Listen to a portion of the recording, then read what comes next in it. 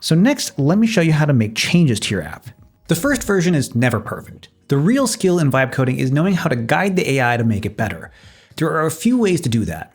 Let me show you. First, the theme panel. Click the theme icon, that's this palette button at the top of your editor. This is where you set the colors and fonts for your entire app in one place. Pick a primary color, a background, choose your fonts, and those changes apply everywhere, instantly. This is free and it doesn't use any credits. For example, let's maybe change this primary yellow color here to a different tone, a different hue. We'll set it to maybe this vibrant orange color here. That's pretty nice. And if we click Save and Apply, we can see that the app colors have been updated everywhere that yellow color was used previously.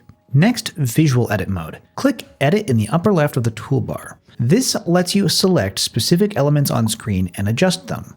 You could change the color of one button, tweak the spacing on one section, delete something you don't need.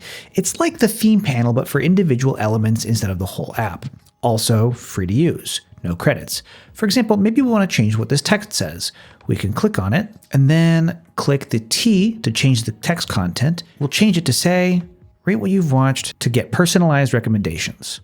Then if we click X on this toolbar, after a second the app preview updates and the change has been locked in. Between the theme panel and visual edit mode, you can do a lot of design work without needing to touch the AI chat at all. Save your credits for the stuff that actually needs AI, adding features, changing functionality, and fixing logic.